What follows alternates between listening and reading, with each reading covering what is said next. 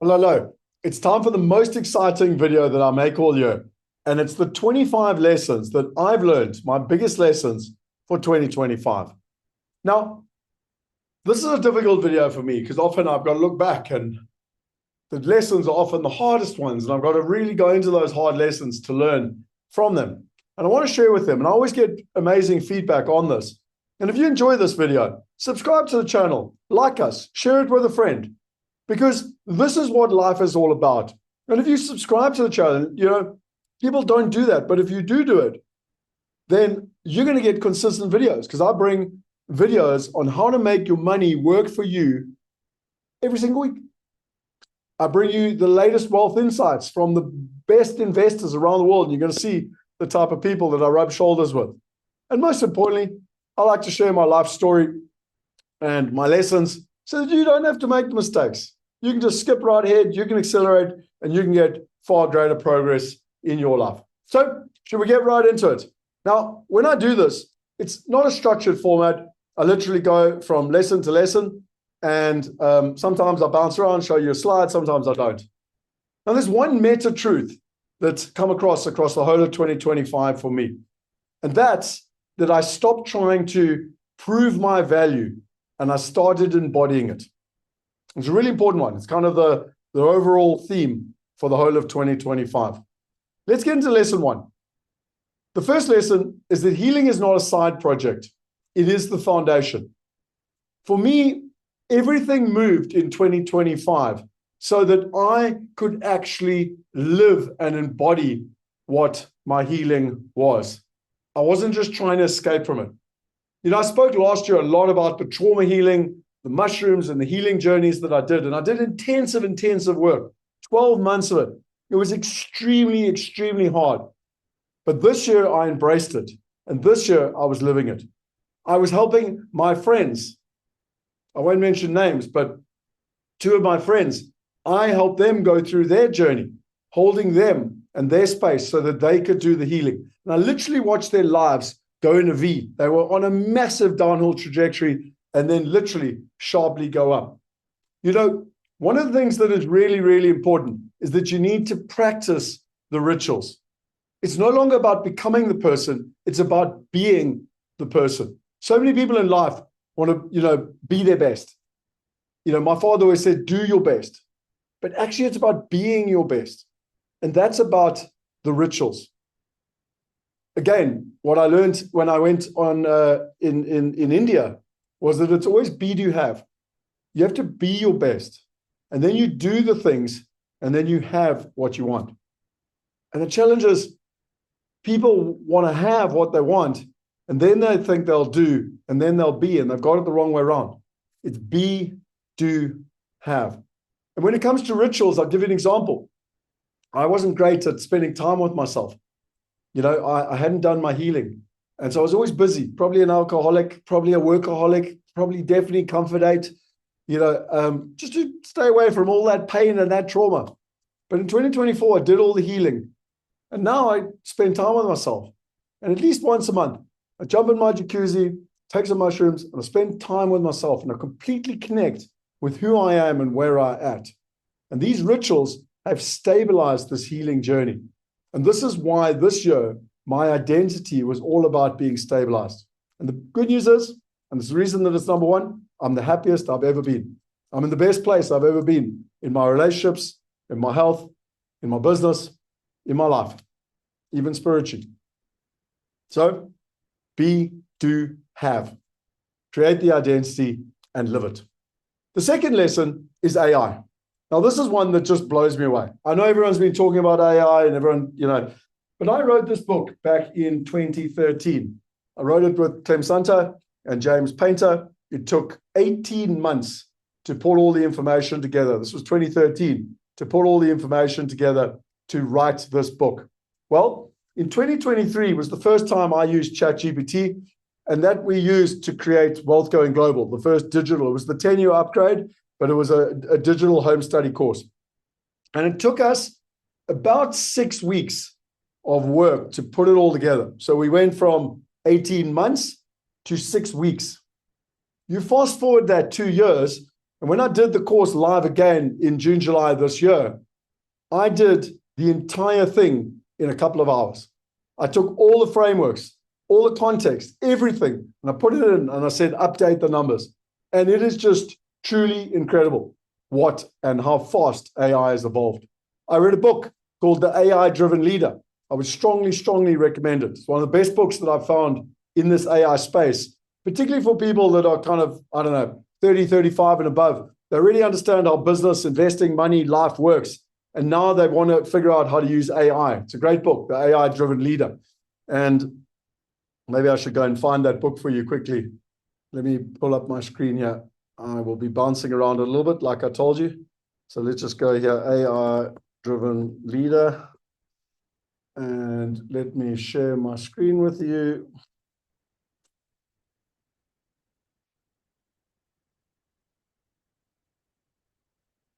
Yeah, so there it is.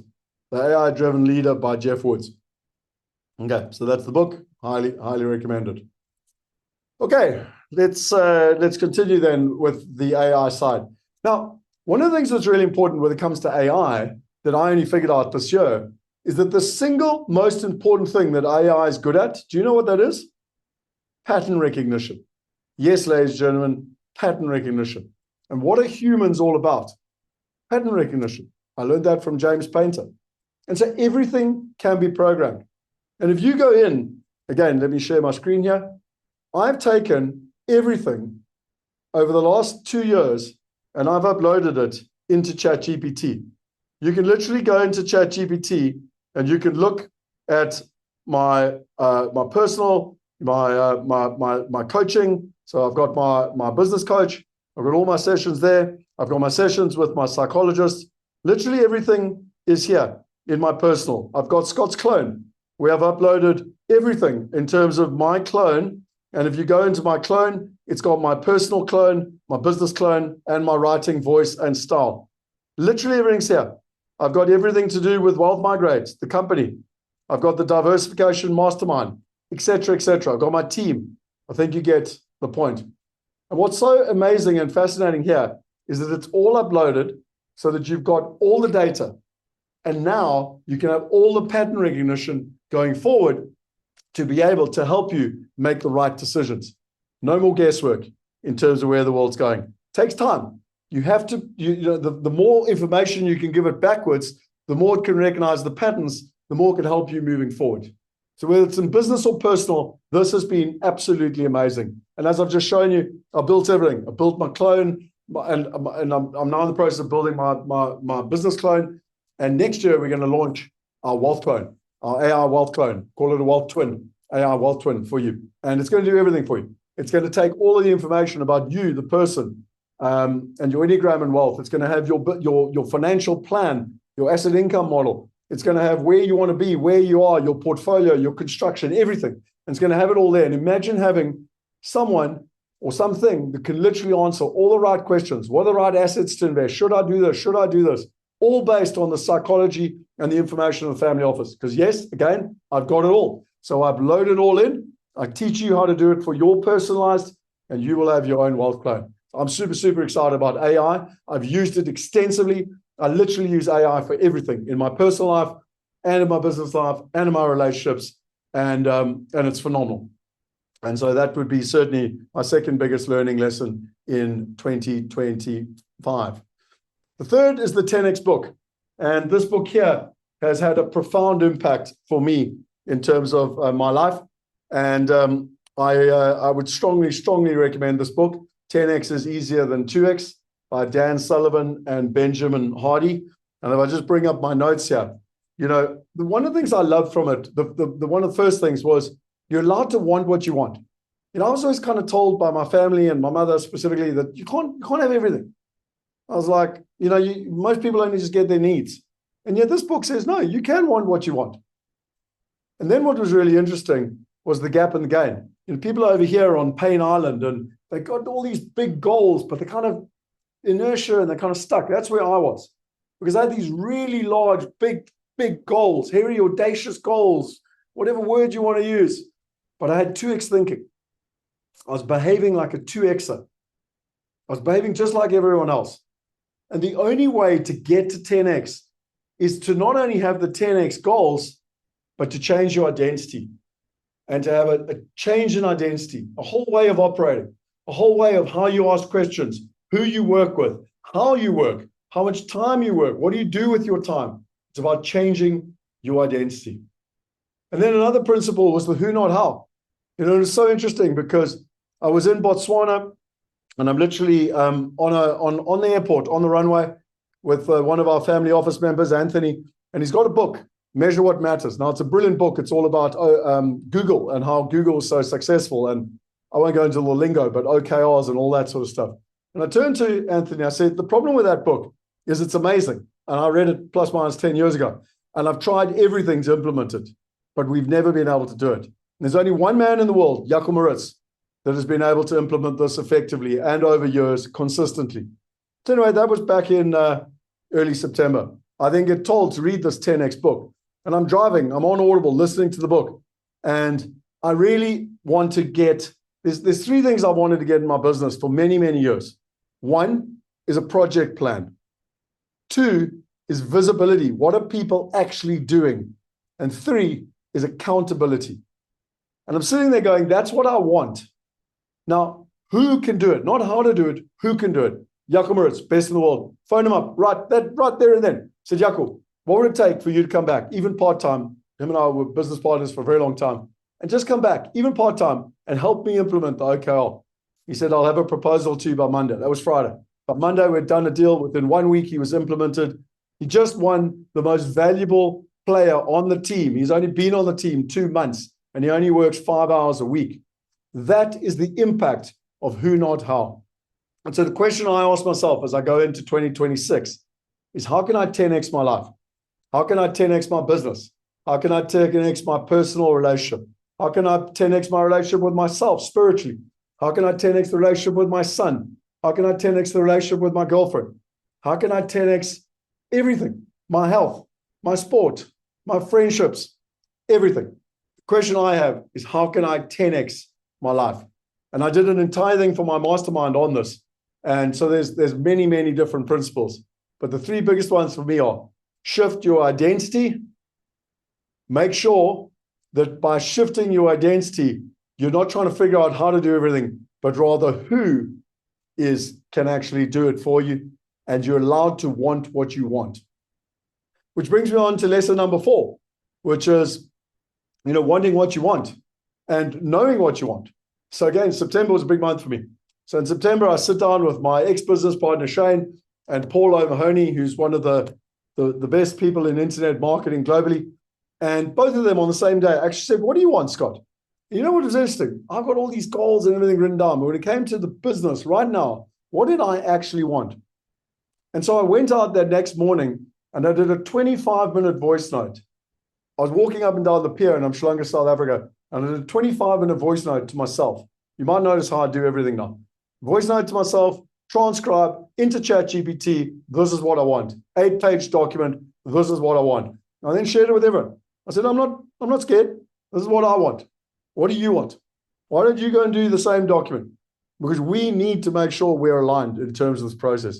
And by going through that process, literally 24 hours, unbelievable, the whole penny dropped.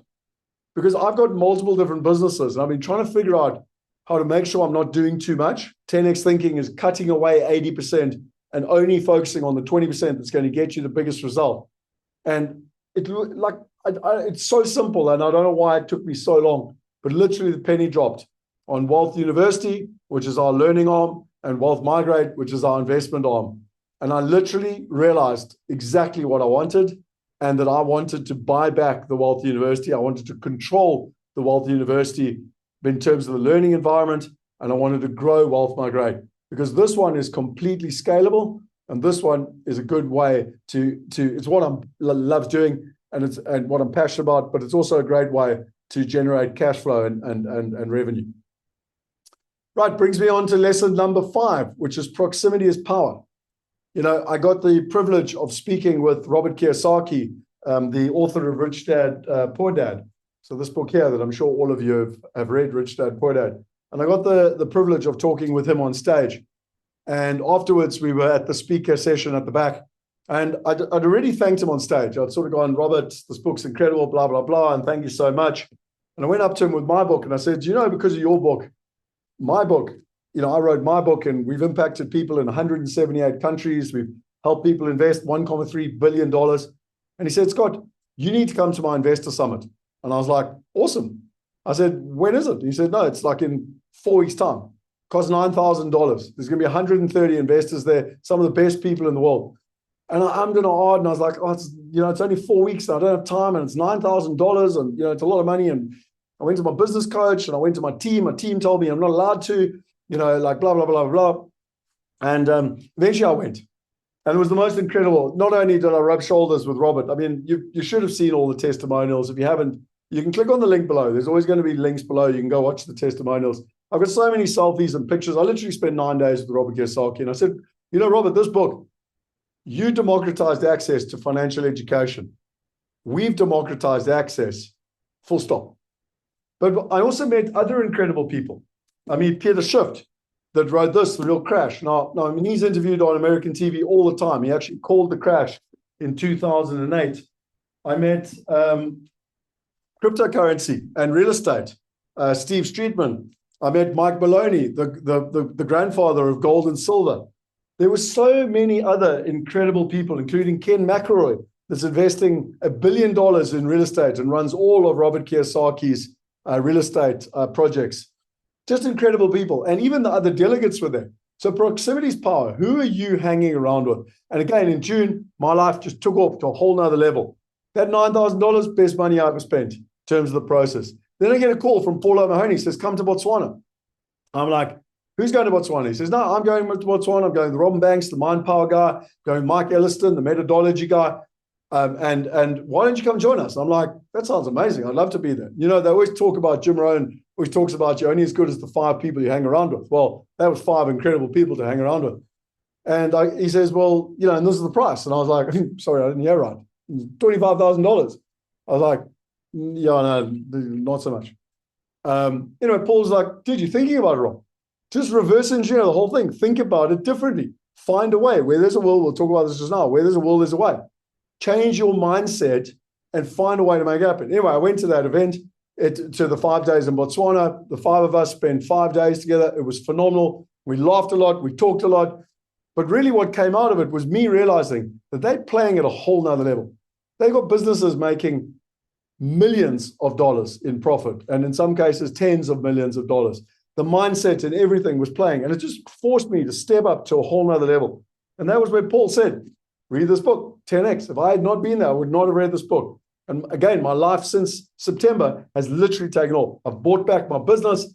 There's just so many massive things that have happened in my life. Fast forward again. I was like, well, the Springboks are playing Ireland. It's going to be a massive rugby game. If you know me, I love rugby. And I was like, I haven't been there to the autumn series for probably 10 years. Always been excuses. Didn't have the money, didn't have the time, blah, blah, blah, whatever it was. I was like, I want to go. So I started with getting rugby tickets. Then I got a hold of Paul because I needed to do business with him in Ireland. So I went to sort that out. Then I spoke at his event in London. Plus I had a mastermind event in London. Plus I sorted out a whole lot of personal banking. You're allowed to want what you want. And again, I got in the room, got around amazing people, got a standing ovation at the event in London, and now have a full way into the UK market next year. And so when I look at the last 10 years, from 2010 to 2015 was when I was growing the fastest. I was investing in myself. I was investing in coaches and masterminds, and I flew. I absolutely flew. I went to things like going to Necker Island with Richard Branson. I paid for it all myself. And then we became this big corporate company. In the last 10 years, my board, the people around me, even my teammates have gone, no, we can't afford it. It's a waste of money. And I've just completely stagnated. And everything around me stagnated. Even the companies are stagnated. I call it my lost decade.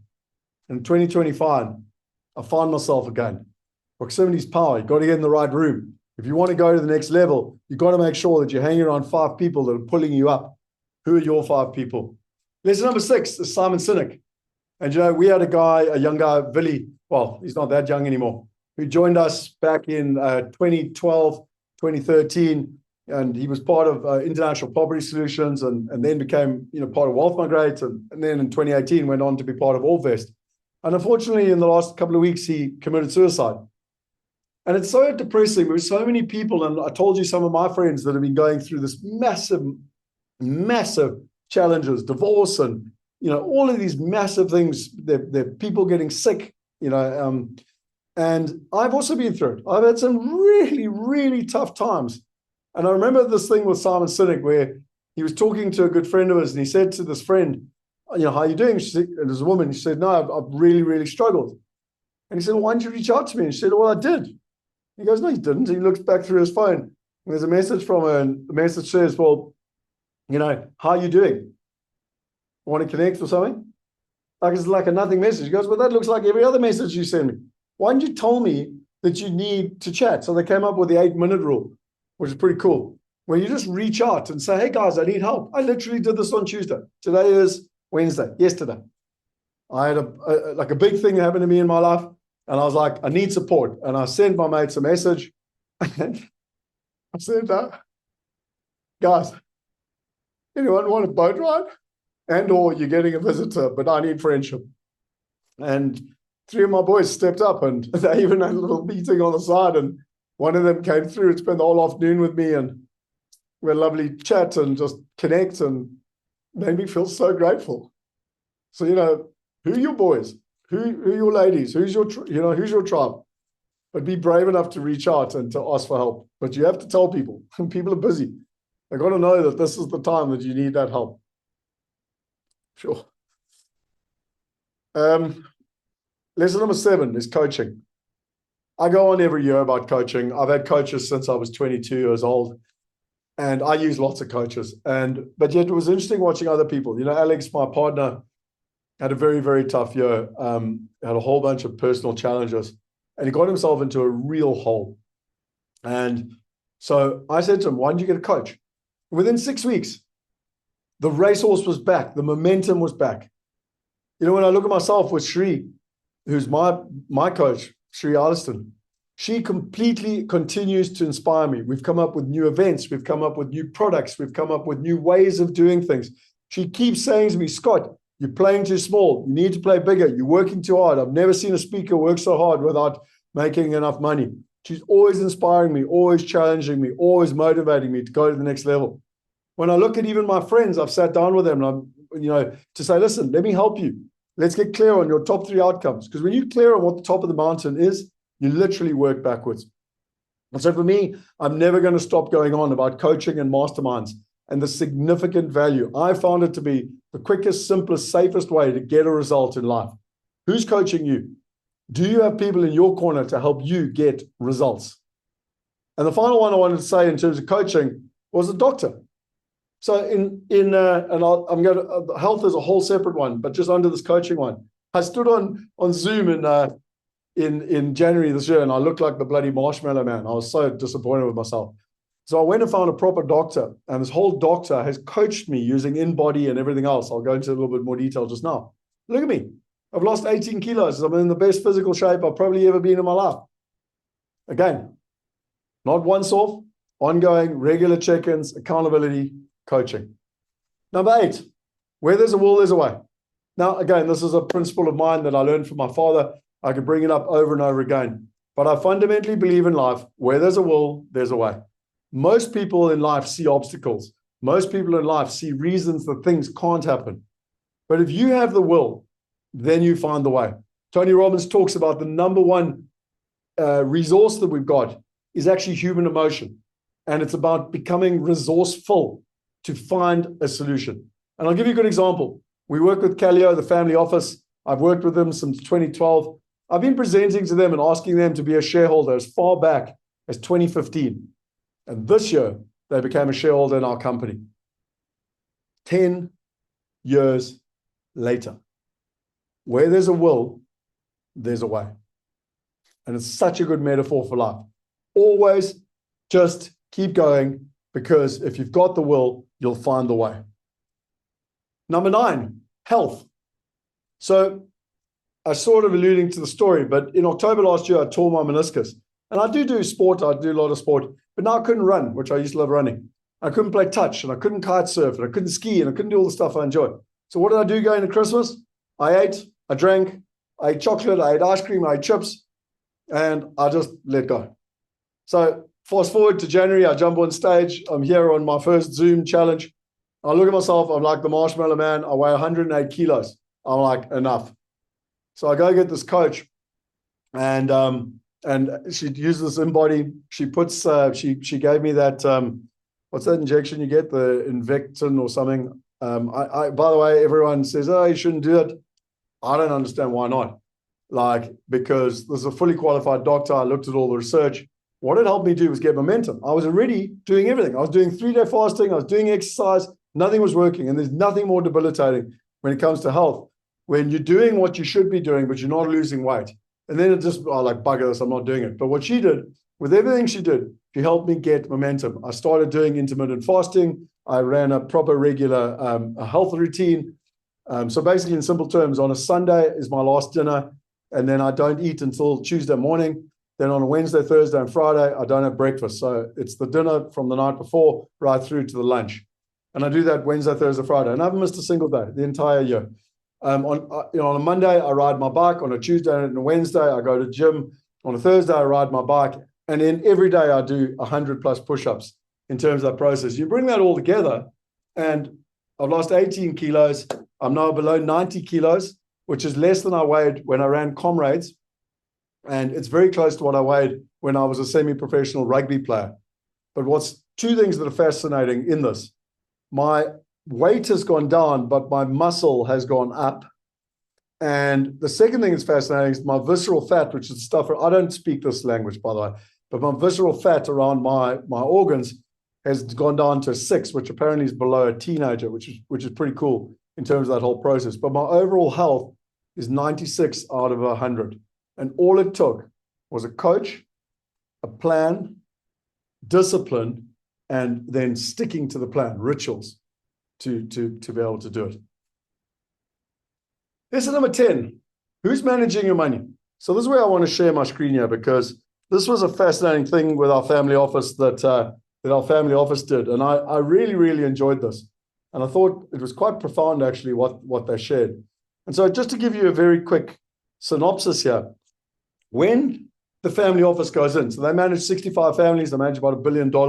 And when they're wanting to build a plan for a family, the first thing is they know who they are as individuals. What does this individual need? What are their needs, wants? There's 27 different types of investors. What are the right assets for them? What are the wrong assets? Why have they made the wrong mistakes? Then they look at their portfolio. What do they have? Pension, property, tax, structuring, etc. Something in the stock market, maybe a little bit of crypto, whatever. What do they currently have? Then they build an asset income model. And notice how it's an asset that gives you an income, because ultimately that's your freedom. They put this all together into a plan right through to when you're 100, and they do it all for you. So they put it all together so that you now got a plan. But the part I found most fascinating is if you take a return of 6% after inflation, US dollars, the average person is going to run out of money between 85 and 86. This is what all the baby boomers are doing right now, and it's called financially trapped. And it's where you actually outlive your money. You've done the hard work, you put your money in pension, the financial industry hasn't looked after you. That's exactly what happened to my father, and you die broke. If you get a 7%, so that's just at a 6% return. If you get a 7% return, that same portfolio would keep you happy financially until you're 99. Literally 99, 100. And if you got an 8% return, when you pass away, you would hand over $7.5 million US to your children or your children's children, because that becomes legacy, and that becomes, literally generational wealth. And so my question to you is, who's looking after your 1%? I mean, do you have a plan that's been done by a family office, just to start off with? But even if you have a plan, who's looking after your 1%? Are you doing it? Do you have a financial advisor that's, honestly, most of them are just a glorified salesman to sell products for whatever said company they work for? Or do you have people that are managing the money for the wealthiest people in the world, and actually executing. Because 1% is the difference between running out of money, living very comfortably, and leaving your children $7.5 million. That was a massive, massive learning lesson for me. And again, if this is interesting to you, you can click on the links below, come to the Know Your Numbers workshop, learn all about it. I'll go into a lot more detail. My top 3 books for this year. I've already mentioned the first one, The AI-Driven Leader. The best book I've found on AI. It really helped me because I was really using AI. I think I'm a pretty advanced AI user. It really helped me go to a whole nother level and realize how to unlock the power of AI. And it's written in English for people that aren't kind of computer tech literate. The second book that I really enjoyed this year was this one, The Diary of the CEO by Stephen Bartlett. It's a great read, highly recommended. I see whenever I fly all over the world, it's recommended everywhere. Really, really, really good book. And the third one I've spoken to is 10x is easier than 2x. So those are the 3 main books. So my lesson number 11 is that those 3 books I must read in 2025 and going into 2026. And remember, you can always put them on Audible. When a book's amazing, I actually buy the book. You know what I do? I buy the book, I listen to it, and then I make notes in the book. So I use this as my notebook. I only do that when a book's really, really good. Paul O'Mahony gave me a little tip, which is fascinating. He says he reads a book and he's not allowed to read a new book until he's implemented the book that he's read. So he has to listen to it over and over again until he's implemented everything. Lesson number 12 is that calm authority is more powerful than force. So like I'm an Enneagram 8. I'm a pretty big, strong guy. I've got a pretty big character. And I've always used force all my life to get stuff done, to control. And yet when you lead with a grounded calm, people actually rise or they reveal themselves. My business partner, Jacob said, the difference between the gray and black and white is in the gray, people hide in the gray. Everyone likes to be in the gray because they can hide. But the moment you give color to it and visibility, you got the black and the white, and they'll either rise or they'll be revealed. And so I knew this. And in Jan, I tried to do it. I wrote documents. I told people, I told my partners, this is what we need to do. We need to implement the dashboards. We need to have the plans. And I talked and talked and talked about it. And I tried to use all the different forceful ways of doing it. Until in September, I just used calm authority and said, I'm not talking anymore. It's being implemented. It's not a debate. It's being implemented. But unfortunately, I lost the best part of 2025. Massive, massive learning lesson for me. And the thing I learned with my voice is that your voice carries authority when it's fully integrated. It's not defensive. It's not performative. It's just true. You know your truth. You know what you want. You've done the work. And now you implement. Lesson number 13, boundaries are not rejection. They are self-respect made visible. So I've always struggled with boundaries a lot, and both in personal and in business. And yet every boundary that I held this year cost me something in the short term because I was really scared. Often I put in a boundary and I'm worried about the short-term reaction, but paid me off in the long term. I've written lots of letters to people to express my boundaries and to be very clear. I'm not talking about it. This is my boundary. It's written down so that we can go back to it. And also when you write it down, it allows you to read it over and to make sure it's very clear. And by the way, I use AI for all of this. So I transcribe everything. I've got all the psychology sessions from my psychologist, my coach, everything. I've got everyone's Enneagrams. I've got everything. So when I put a boundary down, I very consciously write it based on what I want, but also who's that person and how will they receive it so that we can achieve the outcome. Next year, I want to be much stronger in holding my boundaries. I've got to become non-negotiable because I still would let boundaries slip. But I've done really, really well. I give myself a 8 out of 10 for growth in boundaries. I've made a significant difference in putting boundaries in place and realizing that boundaries are not about rejection because you might get rejected, but it's actually your self-respect made visible. Lesson number 14. You don't need to be louder. You need to be clearer. So this is one of those ones where I feel like I'm not heard. So I write a 30-page document, I talk and I do webinars and I do this and I do that. And I've got urgency, and I'm like, send more emails and send more WhatsApps. And, and what I realized, I'm only interested in alignment. We're either aligned or we're not. Every single time I've looked in personal or business, generally some of the biggest mistakes I've made, certainly top 3 business mistakes I've ever made, it's because of a lack of alignment. And that's why I just say to people, what do you want? Tell me what you want right up front. Personal relationship, what do you want? Business relationship, what do you want? This is what I want. Now let's have a discussion as to whether we're aligned. And if we're not, that's fine. It doesn't make you wrong, me right, or the other way around. We're not aligned. There's no point in wasting each other's time. Again, this happened with my business partner from Old University. He told me in March, I'm not aligned. It's not what I want to do. We were not aligned.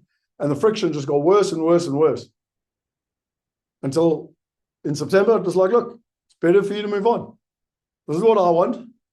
What you want and I want are 2 different things. We need to separate. I'll buy you out the business. And I think if the business is far better off for it, he's far better off for it, I'm far better off for it. And I compare that to Yaku, who joined in October. And I told you already, within 2 months, he got the most valuable player. By the way, that's voted for the team. I can't influence that in any way. And what was so interesting is we had our team event on Monday, where the team voted him as the most valuable player. I mean, that's a man who's contributed for 2 months and only 5 hours a week. That's alignment, ladies and gentlemen. And we did all these awards, and at the end, Yaku jumped up and he thanked me. I'm always out there praising everyone else. He thanked me. That's alignment. Those are the type of people I want to work with. I got your back, you got my back. And when it comes to alignment, I realized not everyone's meant to come into the next chapter. If you're going to keep growing and you're going to 10x your life, not everyone can keep up, and that's fine. Let them stay where they want to be. That's why you got to ask them, what do they want? Doesn't make them wrong. Doesn't make you wrong. You're just misaligned. Make decisions. Cut quickly. The moment you realize you're not aligned, cut. Lesson 16. You cannot heal abandonment by overfunctioning. So last year, a lot of the healing and trauma stuff that I did was because I'm anxious, preoccupied, back to childhood wounding and abandonment stuff. And so I learned that I needed to stop proving, fixing, rescuing, overcarrying. Now, I've got a long way to go with this. I just want to be honest. But with the help of AI, I've put in all my patterns, and again, both in personal and business, and it helps me and it gives me objective feedback, obviously with my business coach and my psychologist as well, but it definitely helps me hold back. I go, no, that's actually not cool. You need to do what you need to do. I'm not coming to rescue you here. And so this is a really, really big one for me in terms of realizing that I don't have to run in and fix the problem for everyone, and that actually I can look after myself and let them get on with it. And if it's meant to be, it's meant to be. And if we're aligned, we'll come back to each other and it'll work its way out. Because consistency beats intensity in relationships. And I'm flipping intense, but it's about consistency. What do you do over and over again in a consistent way that's going to build trust? And a steady presence matters more than big gestures. I was always the big gesture guy. No. Consistent and ongoing. Builds safety. It builds trust. Lesson 17. Masculine leadership is about containment, not control. So back in 2016, I did Date with Destiny with Tony Robbins. And I learned a big thing there about the masculine energy and the feminine energy. And one of the things he said, the reason that there's 50% of divorces around the world is that why divorce is so high is that men aren't allowed to be men anymore and women aren't allowed to be women anymore. So they're neutral. They're like 2 batteries that are neutral. And that's why there's like no attraction. It doesn't work. And he also said masculine doesn't have to be men and feminine doesn't have to be woman. But anyway, you kind of get my point. And so when I look at my potential girlfriend, when I look at my son, when I look at my team, the masculine has to stand in masculinity. They have to lead. They have to provide direction. And what do they want for that? They want freedom. But they need to provide for the feminine who wants safety and they want trust. And you do that and you make magic. That's how you build power couples. That's how you build power teams. And so both in business and life, I think this is so important. You know, in my coaching, I actually use this more and more now where I'm coaching others. And it's weird because we're in investment and wealth and all of that stuff. You'd be surprised how often there needs to be a shift where someone is stepping into that masculine energy and allowing someone else to feel safe in that feminine energy. I could talk about this for the next hour, and I'm not going to. But what I learned is that masculine leadership is all about containment, not control. It's about making people feel trusted and safe. Number 18, you can love deeply without abandoning yourself. So, you know, I'm a romantic. Some would call them a hopeless romantic. And so I love very, very deeply. Obviously I love my romantic partner, but I actually love my best mates, my team, everything. One of the things I've been weak at is abandoning myself. You know, I'll do all the work, and like I always joke sometimes the company's like a communist company. You know, I'm not getting the financial rewards I deserve. Or in a relationship, I'm always there looking after everyone else's needs. But actually, I also have needs. So I learned that I can love deeply without abandoning myself. And that sort of comes back to boundaries as well. And this was a very new pattern for me, and it felt very different. And again, Muffy, who I've worked with for years, and ChatGPT, which is now programmed with everything, has been amazing in helping me understand the difference and how to make sure that I don't abandon myself. Lesson 19, integrity is doing the hard thing before it becomes unavoidable. I meet people all the time that, you know, want wealth, or they want health, or they want good relationships, but they don't do the hard things up front. You need to address the issues up front instead of letting resentment build. I was always bad at having hard conversations up front. And now I realized this is not working. I need to have a hard conversation. We need to deal with this, because then it gets dealt with right up front. And, you know, I add to that around integrity. And trust is earned by doing something continuously, not because of a title or a position. When you say you'll do something, do it. Men and women expect people to do what they say. Trust is built. And I'll give you a good example of that. Obviously, in business, it's common sense. But we got invited to do this push-up challenge in about June this year. It was when the Tour de France was on. We had to do a number of push-ups for the number of kilometers. About 86 people signed up to it. Today, there's 4 of us left. 4. Because what most people do is they want stuff and they go, oh, I'll sign up, but they don't think it through. So you need to think through up front. What are you committing to? And then once you've committed, it's like done. My energy is, I think it through, and if I'm going to do it, it's done. It's actually just a matter of time for it to actually be implemented. But I already made the decision. It's done. Because you need to do what you say. And I'm still, every single day, today, I did 200 push-ups. And I've done 100 or more every single day since June. And there's only 4 of us left in the push-up challenge. And so, where are you with your integrity and doing the things that help you get the results and the habits? Because like a muscle, I fundamentally believe if you say you can do something, you don't do it, you get weaker. If you do it again, you get weaker. If you do it again, you get weaker. And you lose trust in yourself.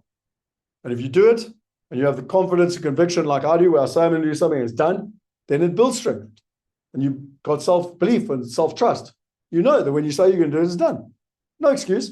Nothing. There's been no excuse in 6 months to not allow me to do my push-ups. I wish that for you. Lesson 20. You don't need to win every battle to win the war. Letting go strategically became a strength, not a weakness. So I've always been quite good at this, focusing on the outcome. Like, what's the outcome we're trying to achieve? So, like, as an example, when myself and my ex-business partner, I wanted to buy him out, and everyone was telling me you're completely overpaying for the business. And I was like, maybe. But I can see where I want to go. And is it worth it at today's value? No, it's not. I agree. I'm overpaying for it. And actually, to be honest, when I looked under the hood, I'm probably more than overpaying for it. But I also wanted it to be clean, decisive, energetic, out, me to have complete control. It's very clear on what I wanted. And so I just focused on making that happen. and trying my best to do it the right way. And there were many, many challenges. And every time the challenge happened, I tried to focus on what's the outcome? What's the war? What's the long-term objective I'm trying to achieve here? Don't focus on the battle. Lesson 21, systems protect relationship. Clear structure reduces emotional leakage, both in business and in personal. I did this with my son at home, and I've tried to, not well enough yet, but I've tried to do it in business. Because the more structure you have, like when I look at what Jaco's done in Walter University in the last 2 months, all he's done is brought in structure. But everyone is flying. The team's happier. The trust is there. The alignment's there. The momentum's there. It's exactly the same with my son. This is the structure. This is how it's going to work. And then there's that safety and the results. And so one of the things that I learned within this, which I love, is one of the ladies we work with, she works at another company as well. She's a consultant. And their saying there is that if it's simple, it can scale. Let me say that again. If it's simple, it can scale. So what in your life is simple from a structure perspective? Because if it's simple, you can scale it. And remember, there's also a great saying, the ultimate sophistication is simplicity. Even if something is super complex, break it down into simplicity. Lesson 22, you cannot scale while tolerating emotional chaos. This year, I've tried to make that non-negotiable. So I've had a decade or more, maybe my whole business career actually, where I've allowed emotional chaos, both in my personal life and in my business life. And this year, because of all my healing last year, I was very clear. No.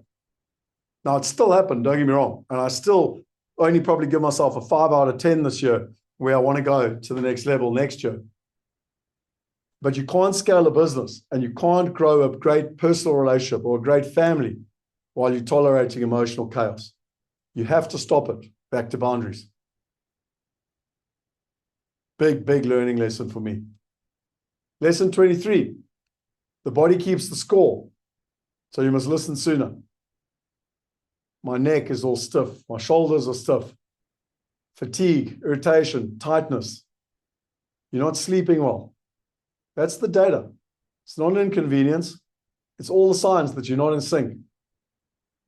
And so one of the things that I've learned over the last 2 years, and I don't know how, because when I was a kid growing up, I learned, I mean, my psychologist even said, look at my big shoulders, protect myself and protect the world.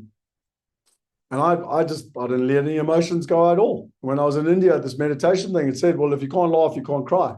So in 2018, I did a 1-month meditation thing where literally for 1 week we had to laugh, for 1 week we had to cry, for 1 week we had to talk gibberish, and for 1 week we had to sit in silence. It was all about learning to feel our emotions. But in 2024, when I did our mushroom journeys and all the healing, by the way, we've actually got a healing journey. You can click on the link below that we've organized for March after our wealth weekend. If you want to come with the same person, he's the best in the world, I found, come and do it with him so that you too can have the healing and create an extraordinary life for yourself. But what I learned is emotions are about being vulnerable. I mean, I can barely do a presentation or video or voice note without bursting into tears. But when you're crying, you're releasing the energy. You know, I went surfing yesterday and I knew that I needed to have an emotional release. And I sat out at backline and I just cried my eyes like hysterically. And because I've learned how to sometimes, like I'm feeling it, and so I just let myself go, and I just let the emotion out. And I don't know the research, but someone sent me a video on it. But the amount of energy that comes out when you cry, it's such a release. And you know, my father was in the Rhodesian army. His father shot his head off with a shotgun, suicide, all that shit. And my father never did any of this like psychology stuff or emotional release. Those were just hard men, you know, you didn't talk about your feelings, all that stuff. My dad died of cancer. I fundamentally believe if you don't get your emotions out of your body, you have two choices. You either don't get them out and you get disease, or you get them out and you have happiness. That's it. It's your choice. Which one do you want? But the part that I love is that when I was doing all this healing, there's a saying there which I really enjoy called, the treasure you seek is in the cave you fear. I was always too scared to go to the cave. And yet I wanted the treasure. And there was a great book called Happy Days that taught me how to do this. But when I went into that cave, and it was bloody terrifying, it was bloody hard, but I dealt with those emotions and I released them. Now I'm reaping the benefits of that treasure with a life that's just exploding in all directions in the right way. And so I truly, I will continue doing this, but hopefully for you, you can learn to release those emotions.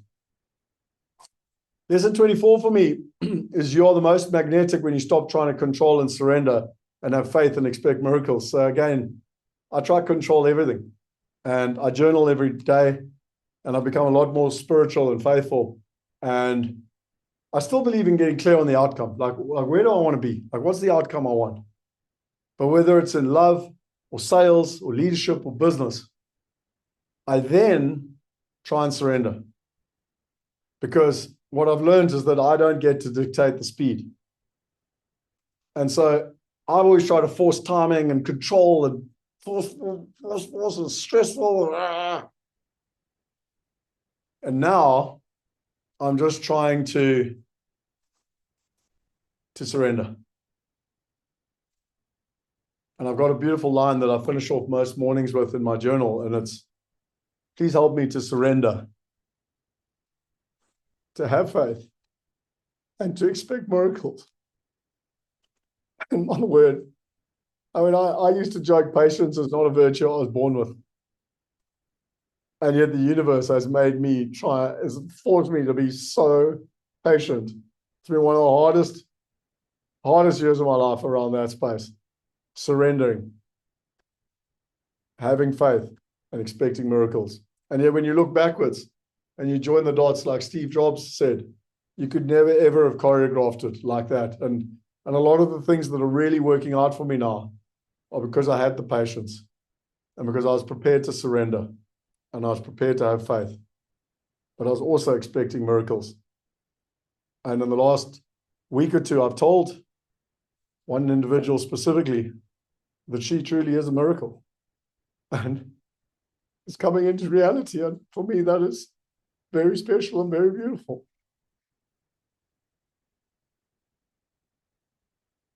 So surrender, have faith, and expect miracles.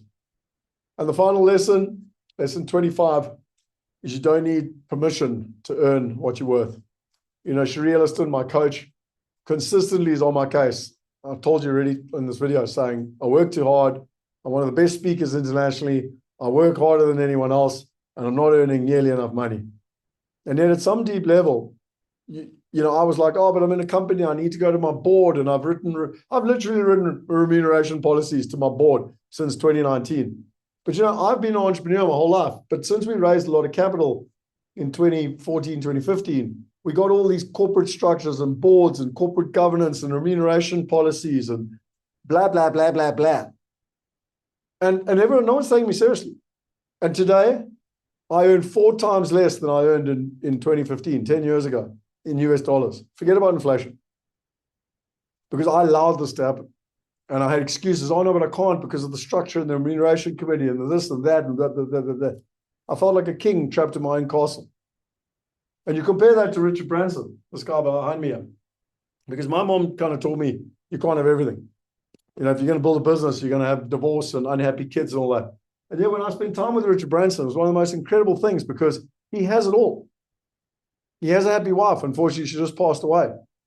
He has 2 great kids. He's built 400 businesses, $8 billion businesses.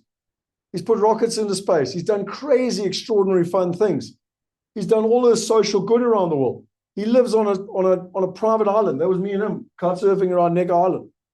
He only works in the morning and he has fun in the afternoon and he meets incredible people all over the world. What more is there to life? When I met him, he was 65, he was healthy, he was kite surfing, playing professional tennis, running around his island. He has it all. Why can't you have it all? You're allowed to want what you want. And that's one of the reasons I bought my business back. I was like, no, I'm not debating this anymore. I will be an entrepreneur. I will create value because I always teach my son, you can have anything you want if you create enough value for other people. So I'll buy the business, I'll create the value, and then I'll have what I want. It's a win-win. Zig Ziglar said, you can have anything you want in life if you help enough other people get what they want, which I will do. However, I'm allowed to want what I want. And I'm not asking for permission anymore to earn my worth. And that, ladies and gentlemen, brings us to the question that I asked myself going into 2026. How can I 10x my life? Every year I ask myself a question. Last year, it was, how can I make $1 million? And the challenge is we made about $500,000 because we had a goal, but I had 2x thinking.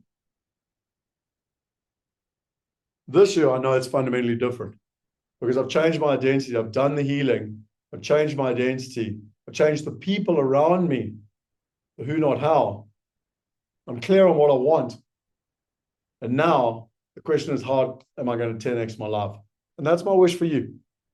As you close out 2025 and as you go into 2026, what do you want? Who do you want to do it with? And most importantly, who do you need to become your identity to make that a reality? So if you enjoyed this, subscribe to the channel, click on all the links below. I've tried to, this is a gift, I give it away for free, obviously. Try and give you all these links. It's been a hell of a tough year.